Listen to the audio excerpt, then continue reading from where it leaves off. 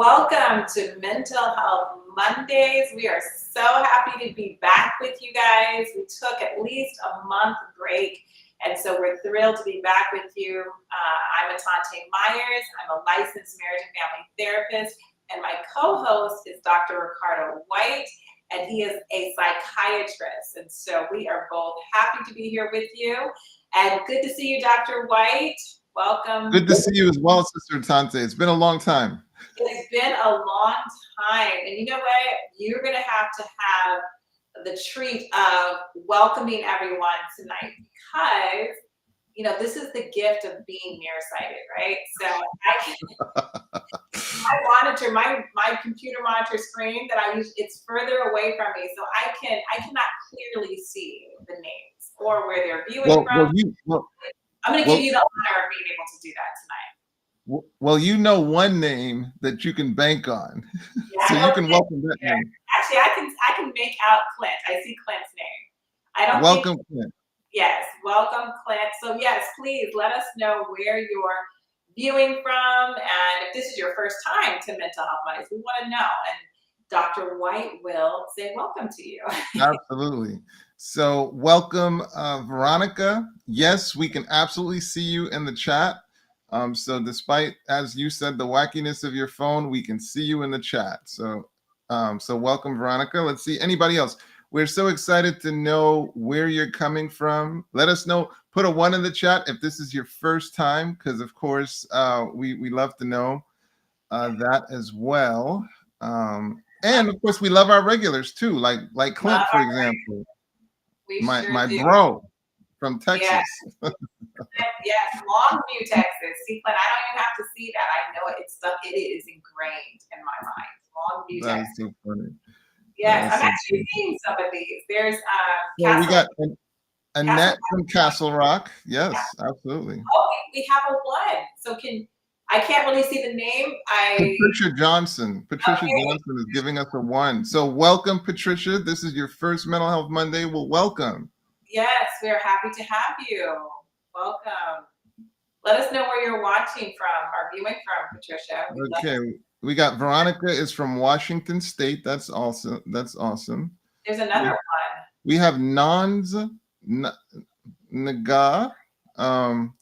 Okay. Yeah, you'd have to help me pronounce that. But yeah, we have a 1. So welcome for this being your first time as well.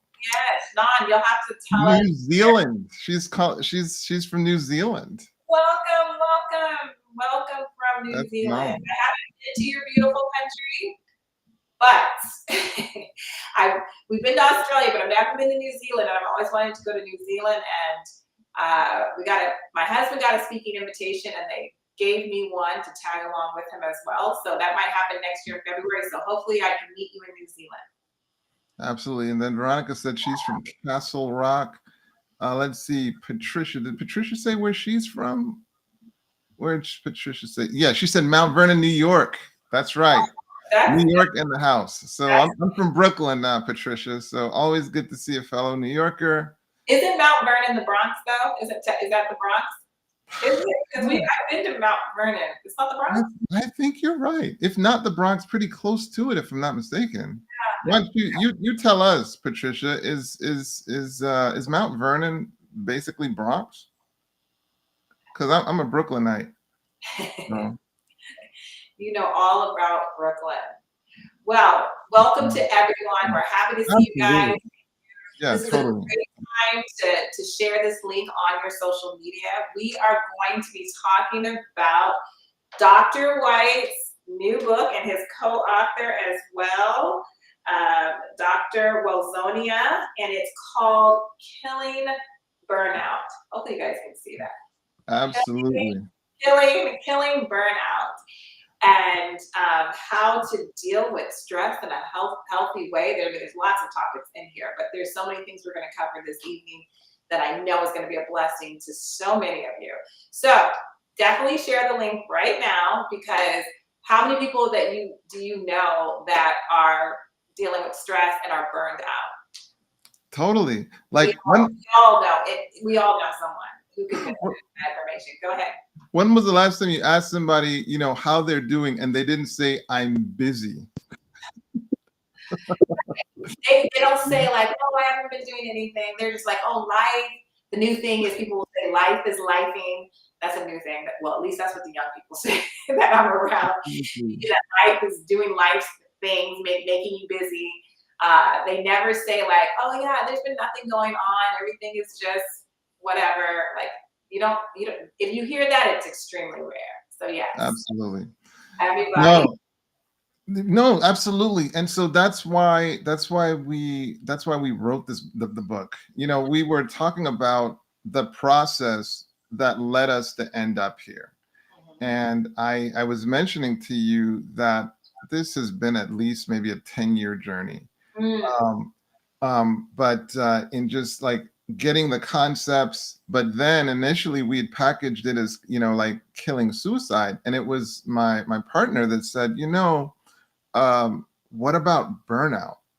And it's interesting that she thought about that, because as we thought about making an impact, we know that roughly about 48,000 people suicide annually. And of that 48,000, we know 54% of those that suicide are not known to have a psychiatric diagnosis. So you don't actually have to have a psychiatric diagnosis in order to suicide. Right. All you need is to be hopeless and desperate. When those two things coincide, a person can become acutely suicidal. But it's actually 1.2 million people that attempt suicide, 3.2 million people plan suicide, and 12.2 million people are having serious thoughts of suicide. Right. Now get the burnout number. According to the Bureau of Labor Statistics, they estimate that roughly 96 million people are experiencing some aspect of burnout. So burnout is incredibly pervasive. Yes. So that's so yeah. So it was my business partner was like, hey, maybe we should, you know, really target burnout. Yes, and with those numbers, guys, share the link. Everyone on your social media page can benefit from the topic tonight that we're sharing, and because those numbers they're so big, and that this impacts everyone on some level.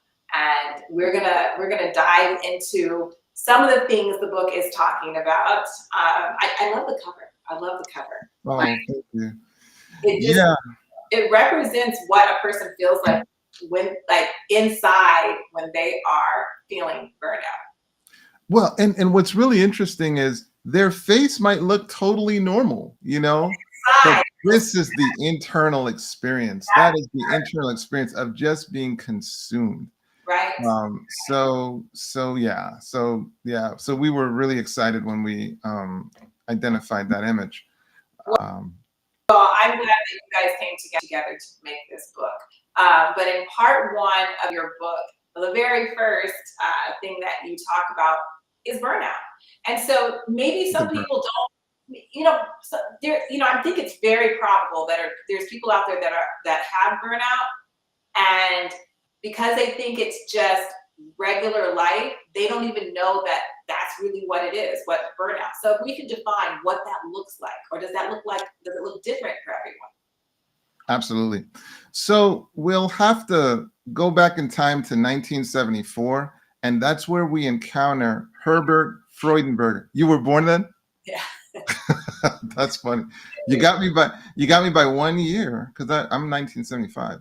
Yeah. But when we go back to 1974, that's when we encounter Herbert Freudenberger, really and truly the father of burnout.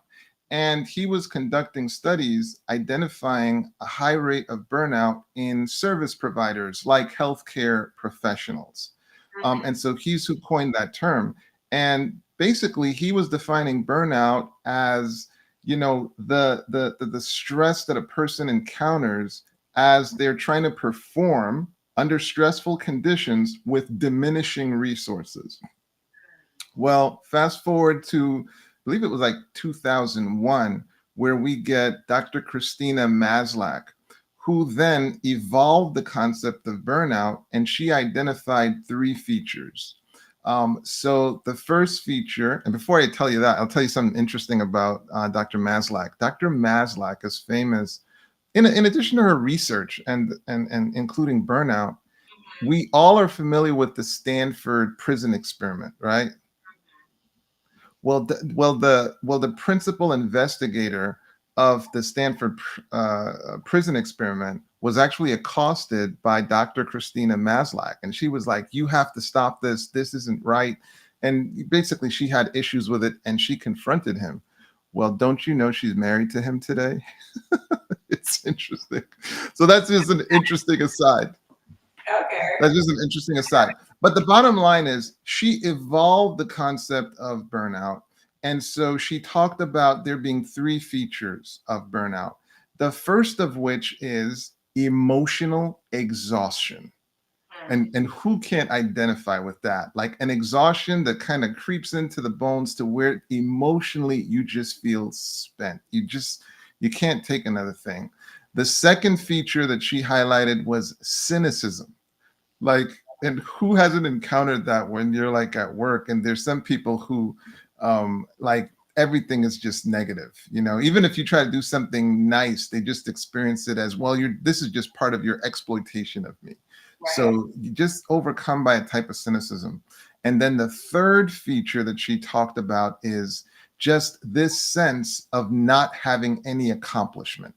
So no sense of actual accomplishment, but there being those three features to the burnout that she highlighted. And so just reduced sense of personal accomplishment. So that's just to give you a little flavor of where this all started. The bottom line is the sense of overwhelm with diminishing resources. And that's where you experience burnout. I mean, with that definition, there's so many people that, again, are experiencing burnout, but they would just think that is just the way life is because maybe generationally, this is how their mom experienced life, in a continual burnout state, you know what I'm saying? And that's just how, or or other relatives or just family members or friends that they grew up with, that's what they always saw. They would just think that that's just the normal state. And what you defined is a lot of people's experience. And I don't think they know to call it burnout. I think they just think like, oh, I don't have enough resources or funds to pay for things. And so I'm always just barely trying to make it. And I'm always just right there. I don't feel like I have a purpose. That's just a lot of people feel that way. Um, our book, Killing Burnout, is the product of the Mastermind Institute. Our motto at the Mastermind Institute is master your mind so you can master your life. And it's dealing with that issue that you do not have to resign to these experiences. Right. That really is what the book is championing, is that you don't, like, it doesn't matter that that's what you've always experienced. We want you to, number one, be able to name it. Hey, this is what's going on. But then we systematically equip you and empower you with some tools so that you can kill burnout. Yes, Yes. we believe some things deserve to die. Yes. Burnout Yes. deserves to die. We're going to move into some of those things. I know we have a question, and I Yeah, cannot. right. Yeah. Let's That deal question. with the question. Yeah. Do you agree that suicidal thoughts are different from just wanting to die? My counselor 15 years ago explained to me because I kept insisting I was not suicidal, but I didn't want to live. Okay, so yeah, so there's what's called passive suicidality, and obviously then there's active suicidality.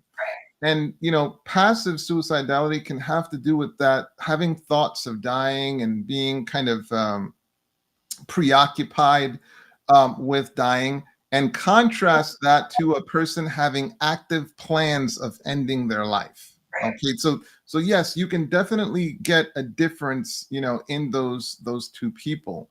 So there can be a difference, but I think, and I would think it would be wise on the counselor's part, is what they're really trying to champion is that's nothing to ignore. That's Right. nothing for us to minimize our our vigilance. No, we want to take that serious, that you're preoccupied with thoughts of death and dying. So I would hope that what the counselor was really championing is, I am not at ease. Like it doesn't reduce my concern knowing that you're having the thoughts, even though you're not actively planning.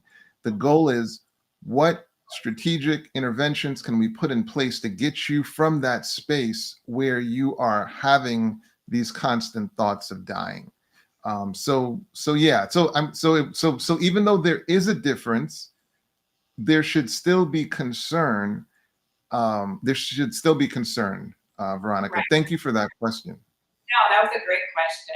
And there is a difference, but as a mental health professional, I was trained and I practice. We don't ignore even, even if you don't have a plan, but we're still very focused on that. I would like to err on, being hyper vigilant, and you're not going to do anything, but at least you're aware those, you have a safe situation so that those who love and care for you are there to either, just to be there for you and help to protect you from yourself as well. Absolutely. No. Well said. Great question. That's a great question. Okay, so back to burnout. So in the book, I mean, you talk about, so you already defined what burnout was, and then you say the prescription. What's the prescription? Well, with the prescription, what we're really championing is, leveraging the 7 vitals, like helping you understand that you have 7 vital areas of your life. And there's a way for you to actually utilize things in those 7 areas in order to kill burnout. We want it annihilated. We do feel like there are some things that deserve to die. And so practically speaking, there's a way to plan. There's a way to really strategize so that you can end up killing burnout. Yes. Okay. And just before we start to dive into some of those, I want you guys to know that you can, just like Veronica asked her question, you can, part of this program is for you to comment and ask your questions as well. So please submit your questions as they come, as you get questions, as we are continuing to talk about this. But the first 7 vital, just so huge, is time. Time. Break that down for us. Like, how does that help you prevent burnout? So time is just a critical commodity, because time is going to unfold. The only question will be, did what you want to happen take place or not take place as that time unfolded? So that we want to position ourselves to develop the relationship with time such that our goals are actually unfolding. And if it's, for example, burnout, time is unfolding in such a way we're not getting burnt out. One of the things about the book and the concept of the burn is, it's not all bad that there is a burn. That's a really, really important, issue. A burn is not all bad. The problem is getting burnt out. So, okay, I'm gonna let you finish, but when you're saying the burn, is that what motivates you to do things, like just the burn? It can. It can. Now, the way we talked about the burn in the book was the conflict between what you want to do, and then knowing that, it's ideal if I don't do that. So for example, you want to eat the ice cream, but at the same time, that's not necessarily congruent with your goals. Or you want to hit the snooze button one more time, but that's probably not the best idea. So that friction can be a burn. Okay. But for example, there's a burn in which you feel motivated. There's a burn in which you feel the stress. But here's the key. Not all stress is distress. There's eustress. There is good stress. So then what we're really talking about in the book is what are the steps you can take to keep things in the eustress zone, in the good stress zone, so that there might be a burn, but it's a good burn, okay? And it's the burn that keeps you going as opposed to the burn that burns you out. Right. All right. So that is a key thing that is important for us to understand. We don't want you burning out. We're trying to kill burnout. And I'm wondering, and I want you to define this, like, what is it? So the good stress, what is it that will take, like, what is it that takes you to the burnout stage? Like how close are you to, like, you're just, you're motivated, you're doing it, you're planning it or whatever. How much of that does it take to finally get you to that burnout stage? It's all about the demand versus the resources. That's what it's all coming down to. It's a matter of like, so there's a demand being placed on you. Well, do you have the resources to accommodate that demand? When you have all the resources that you need, you're in the eustress zone. Right. And the more able you are, the more it's eustress. So now if you're an employer, your goal is keep those employees in that eustress zone so that they can meet that challenge. They'll work. Yeah, they'll work. And so some of it is it's motivating them, it's compensating them, it's incentivizing them, it's directing them, it's holding them accountable, it's all those things. But when their demand is overwhelming the resources, now you're in that burnout zone. Now you're in the distress zone. So that's the difference. So now as the person that's managing yourself, you constantly have to be framing things in such a way where you're poised to deliver in that eustress zone. So when someone asks something of you, you impose the standards that allow you to perform at your best. Yeah. Go Yeah, I was ahead. going to say, I don't know about everybody else, but when you talk about resources and to make sure that, I think of money. Like people who need to, you need to accomplish all these things, but you just don't have enough money to be able to do that. I mean, I know this could probably take us in a whole nother realm here, but I think that's where a lot of people's stress lies. And maybe they're living outside of their means, possibly. Maybe there's a lot of different things that they can do to make it not as, where they don't need as many resources. And, if the demand is that high, then we can change some of the lifestyle things that you're doing to meet that demand. I don't know, but I feel like a lot of the stress that people go through, besides relationships, is when you're thinking of resources, it has to do with finances. Well, I saw your wheels churning as you were speaking. It's like you were like, well, but how much money do you need? And versus how much should you spend or not spend? Like you're literally thinking. And this is what we need to do. Like, I think so often people have not gotten the opportunity to mastermind their life. Right. So often they have not gotten the opportunity to say, where I'm heading, is that where I'm wanting to be going? Have I taken the time to ask, how much money do I need to make? Like, where do I need to be? How do I position myself for that? That to me is the most exciting thing about being a mental health practitioner. Your mind was designed to help you engineer the reality of your choosing. That's the power. That's the power. That's why I am so obsessive about protecting my brain. Because like this is designed to help me engineer my reality. Yes. If you don't like your reality, you have to take a look at your thinking. And change it. You have to take a look at your thinking. Because that's where the change starts. And then of course it would filter out into your activity. But that's the thing.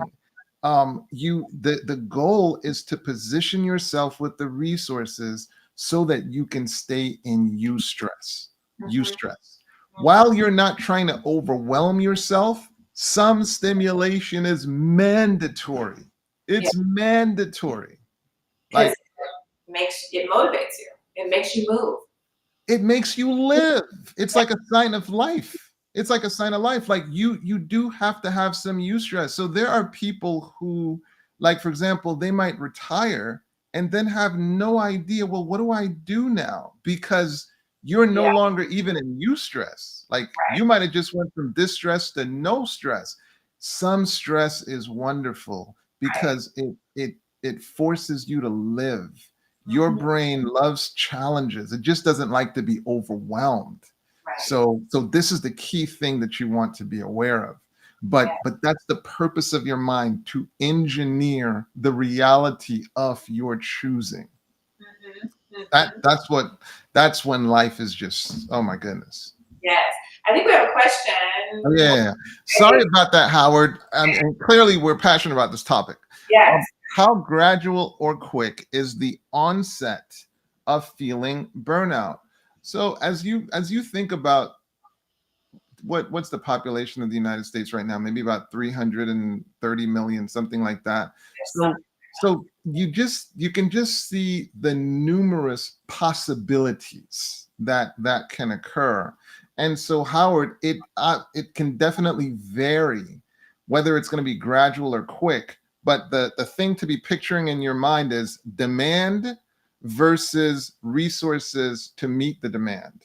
And how much does that demand overwhelm the resources? Because that's going to be the determining factor in the overwhelm and in terms of the burnout. If it overwhelms it quickly, if it's massive, then the person can burn out pretty quickly. Right. But then the overwhelm can be gradual. The other thing is when we talk about resources, that topic of resources is pretty extensive. And that's why we talk about the 7 vitals. But like, there are spiritual resources, there are relationship resources, there are financial resources, there are just a host of resources. There's purpose. There's so many resources, so that you would be surprised as to what's going to burn a person out, because it might not be clear to you the resources they are relying on to continue to meet the demand. So it's a very complicated discussion, but that's why we wrote the book, because we wanted people to understand these are the seven vitals that you can leverage to help you combat burnout. Yes. So you've talked about time, vital number 1. Yes. Number 2, you talked about you put resources in there. You also covered some of resources. Sure. And then there's purpose. Oh my goodness. Like purpose is just huge. Viktor Frankl wrote a book. Viktor Frankl is a Jewish psychiatrist who survived the World War II prisoner of war camps.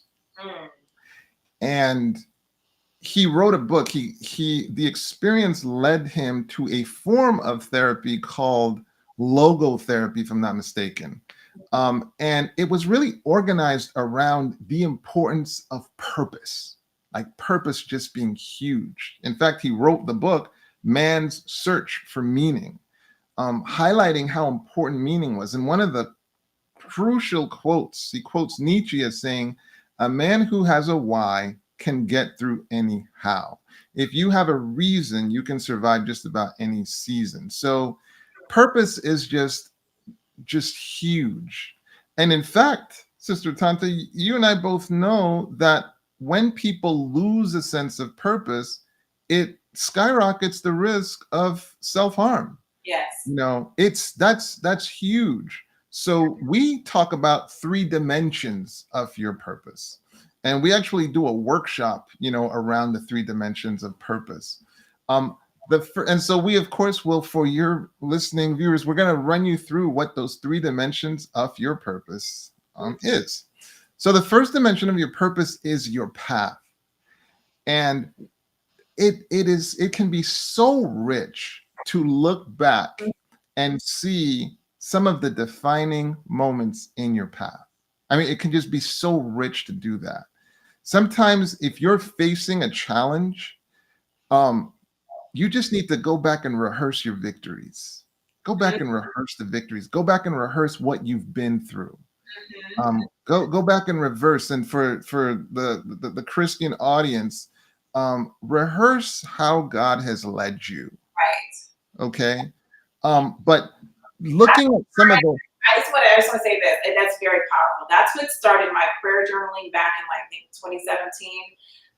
Is that because I could always just go back through those journals and look what God had done. The children of Israel's biggest mistake is they forgot, and they forgot so quickly what God had already done. So for the yeah. you get that. Right. So the path, and then sometimes you look at some of the defining moments, some of the critical things that happen that now turn around and sort of define your character. Okay. So that first dimension is your path.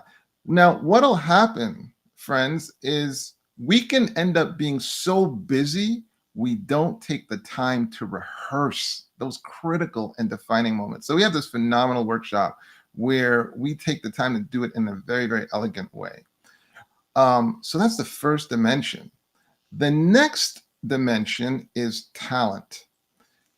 So we discussed the role that talent has in being connected to your purpose.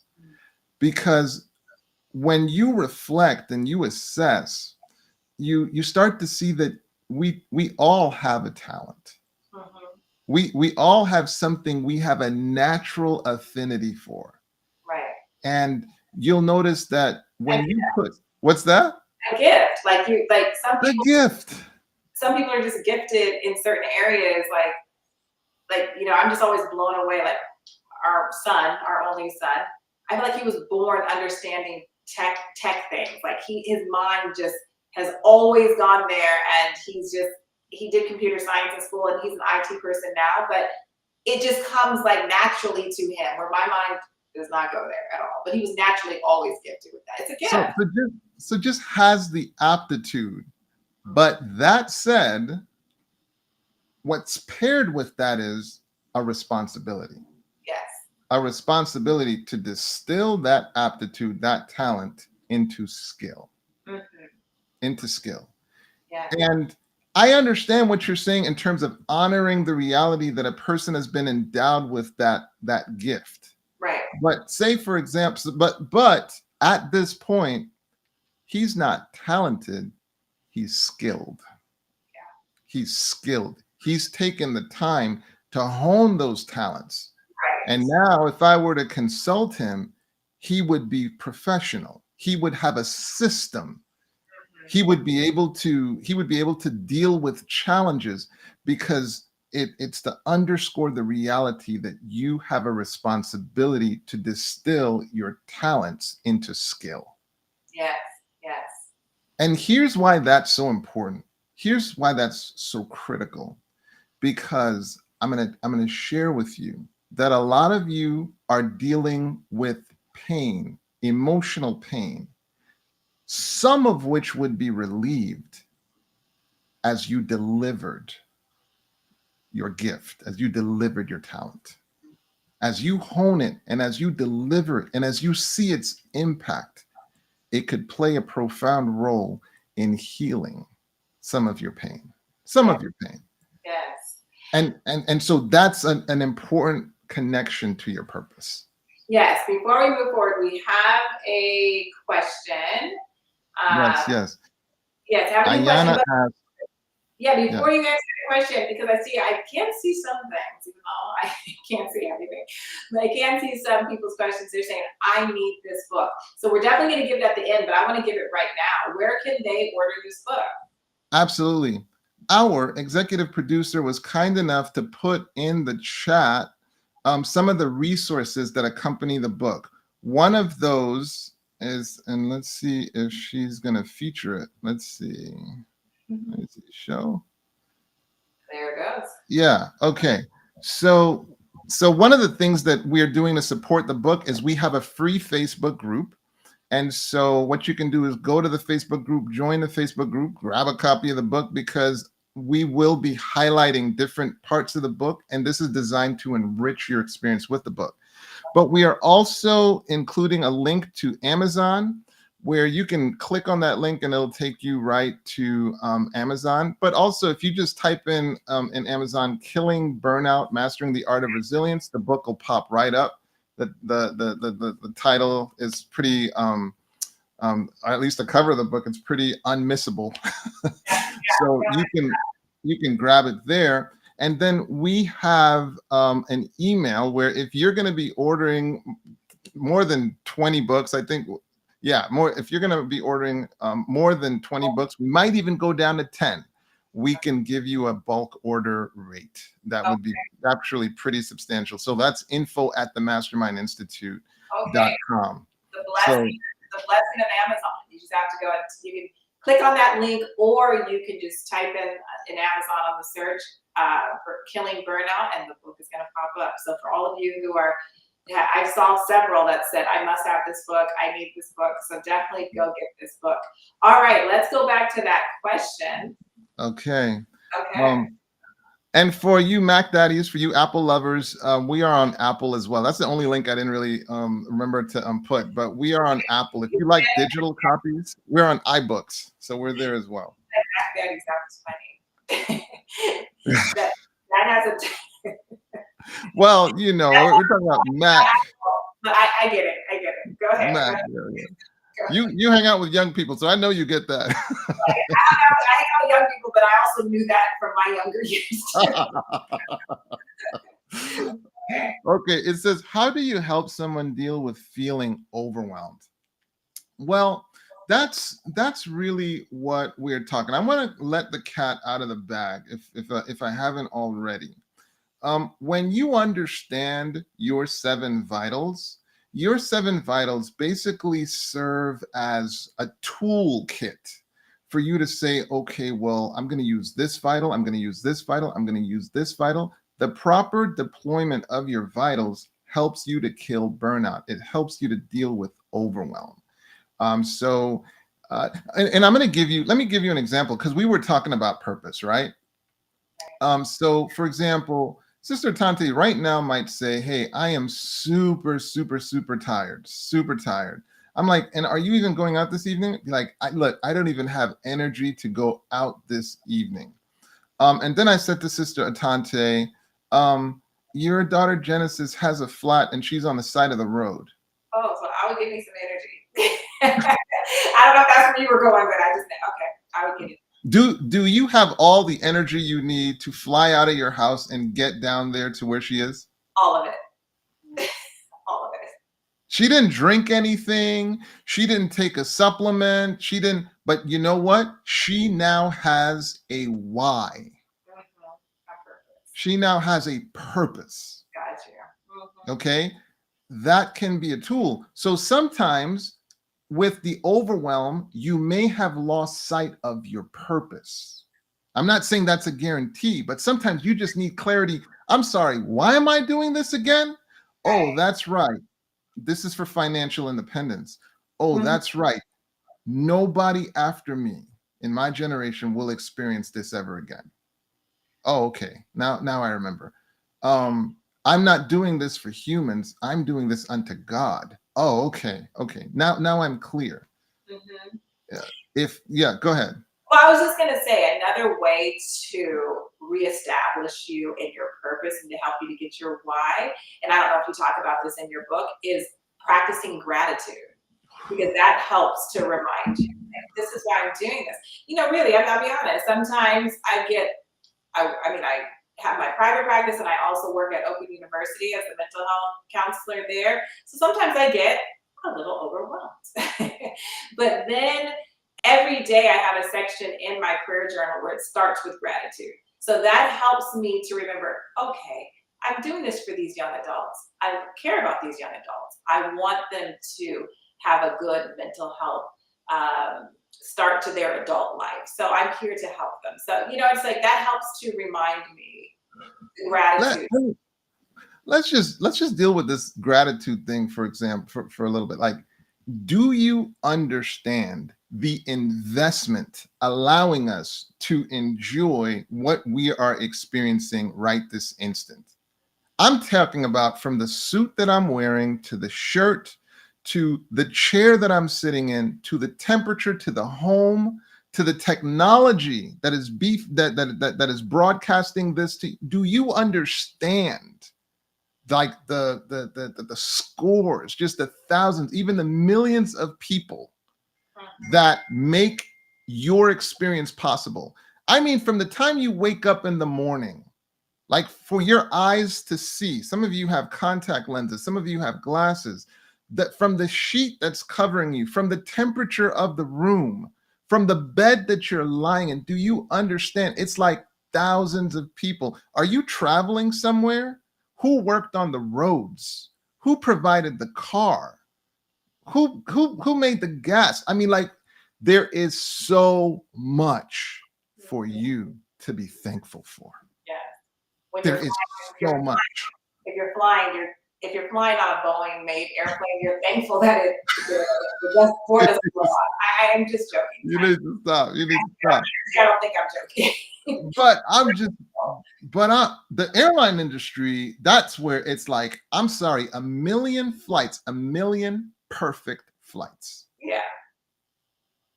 I remember I was grabbing my bag, and as I grabbed my bag, sis came over to me and she was like, you realize this is an hour late. I held my tongue, folk at home, but I'm thinking to myself, you were late for the flight. Number one, what would your airline look like? Yeah.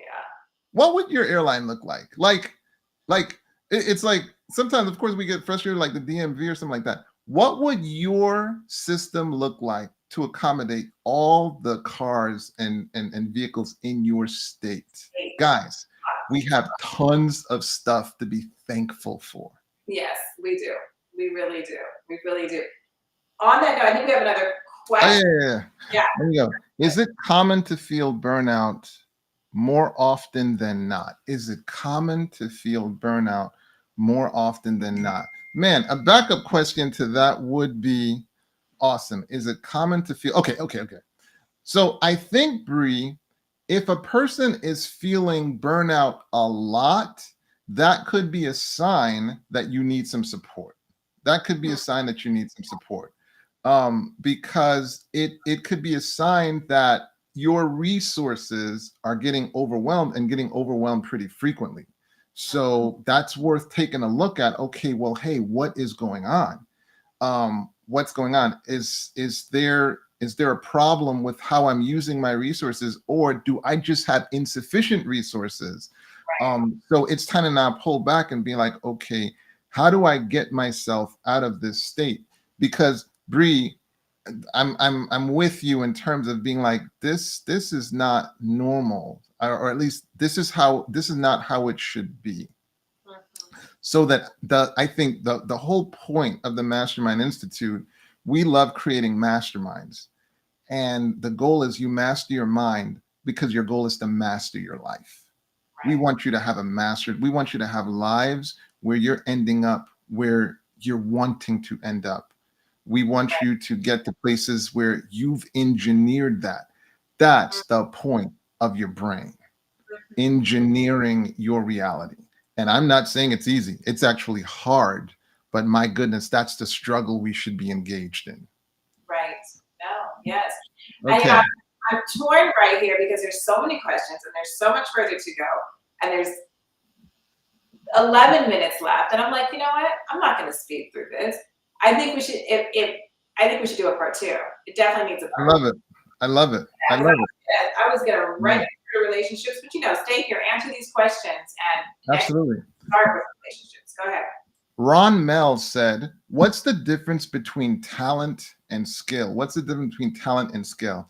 Great question, Ramel. So we just talked about talent is you are endowed with, okay? You have a natural affinity, so you kind of show aptitude. Talent means very often with little investment, you get massive dividend, okay? That's talent. It's just natural ability. Skill, on the other hand, is where now you are honing it. You're honing it. You're developing it.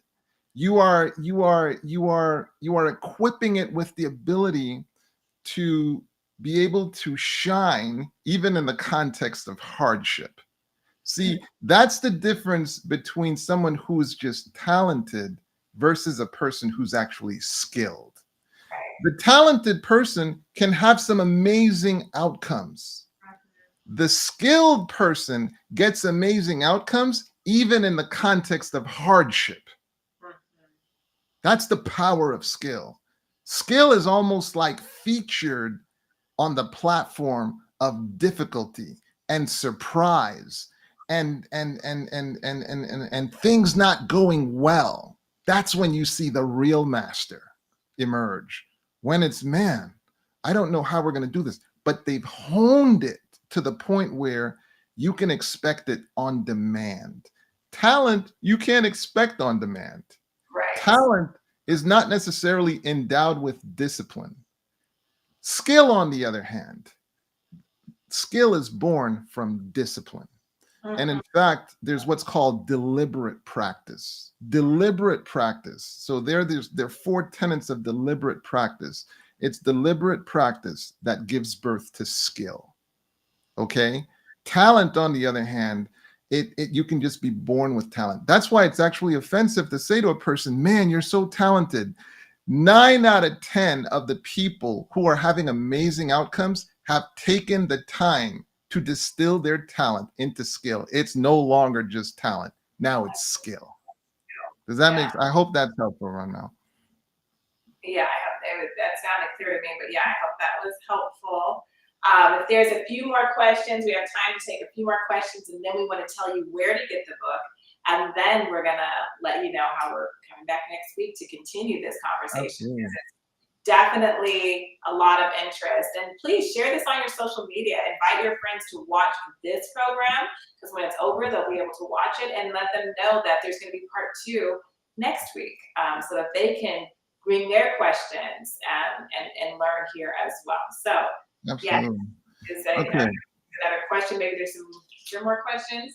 Okay, let me see. Is it if not, we can to let them know where to go to get the book. Hey, because if you guys start reading this week, you might get the book this week before we start. Okay, I think there's another question here. Okay, there we go.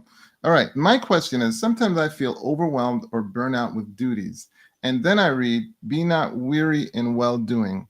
How do I find the balance? So that's a great question. I think sometimes just reflecting, just kind of taking an inventory of what's the demand and what exactly are my resources. Sometimes just understanding the resources. Sometimes that reflection is what will help you to say, it wouldn't hurt for me to reframe this, or for me to let this person know that, I can continue doing this thing, but I would need these provisions. Right.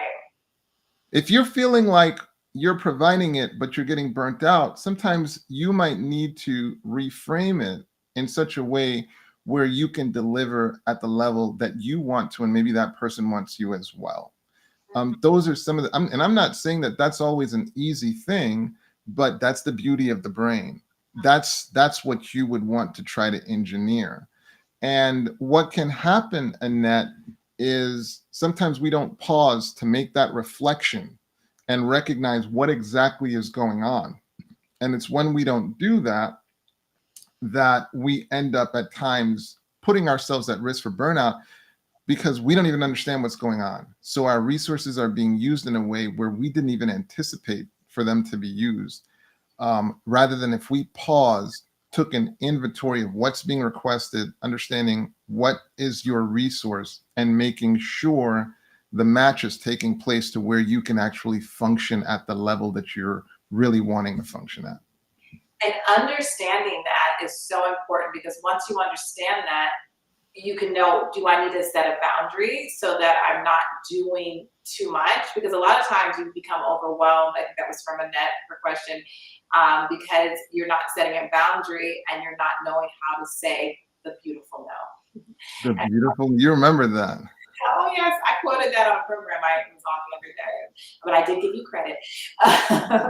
The So learning how to say no, the beautiful no, and to set boundaries can also assist in you not being as overwhelmed and leading you to burnout. That's very important.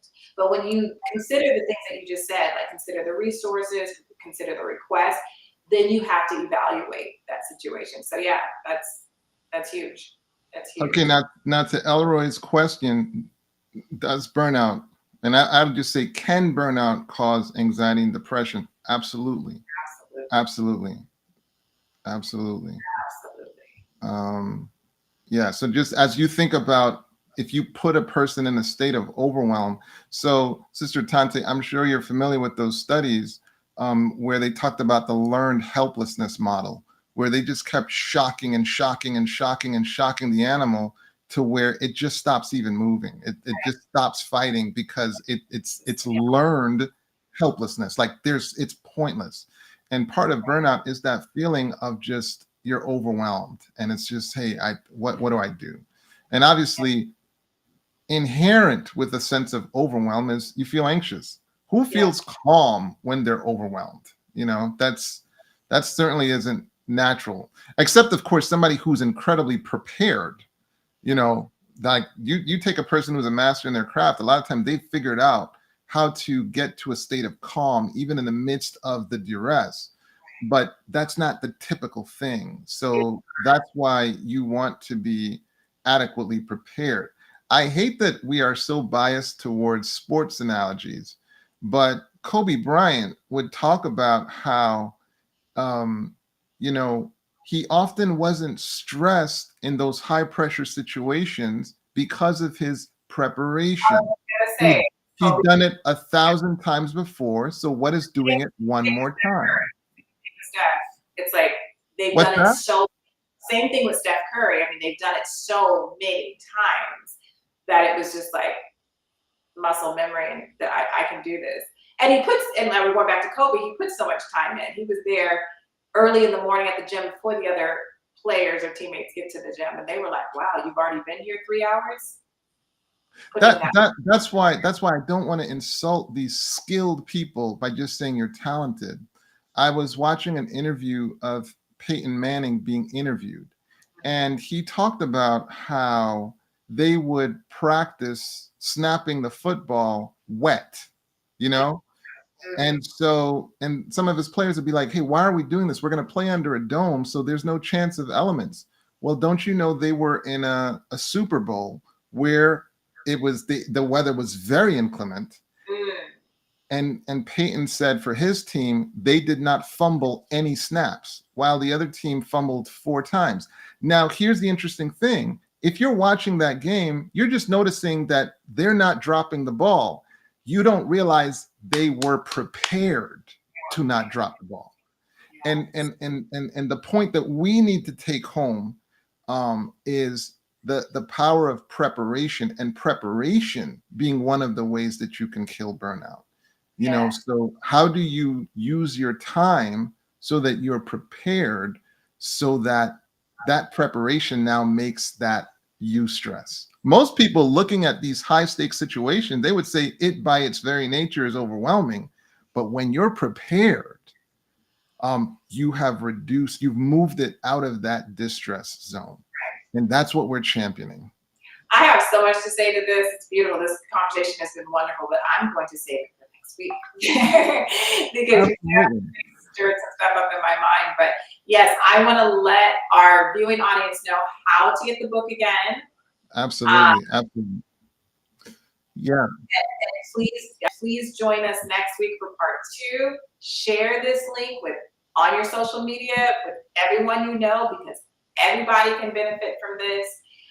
Let them know we're going to have a part 2, but you can click on the links that are there in the chat. You can also just go to Amazon and put Killing Burnout, and that's .com. Right, yeah. That's the site. KillingBurnout.com is the website.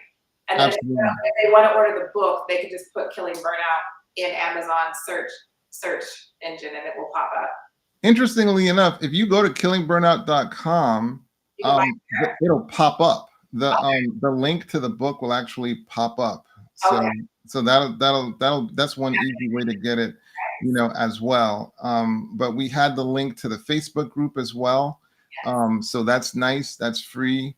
Come on in there, engage, post your picture with you having gotten your book. I do We are this. sincere. Yeah, we are sincere in our desire to relieve burnout. So help us do that. Absolutely. And Yes. Sister Atonte, thank you for being such a wonderful co-host. I can't wait to part 2 because I really want to hear what you think. I really want to hear your thoughts. Yes. Totally. No, it's Totally. been a great conversation, and it's our goal and our desire that this has been a blessing to you. So please share it again on your social media and with everyone that you know, because this is what everyone who's on this earth needs to hear, because we all experience the stress. And we might start in healthy stress, but many times it crosses over to the negative stress. That's So right. we want to kill burnout. Some things, as Dr. Whyte said, needs to die. So Absolutely. let's kill burnout. All right, thank you guys for watching, and we will see you next week, same time, same place. Have a good rest of your evening. Bye-bye. Take care, everyone.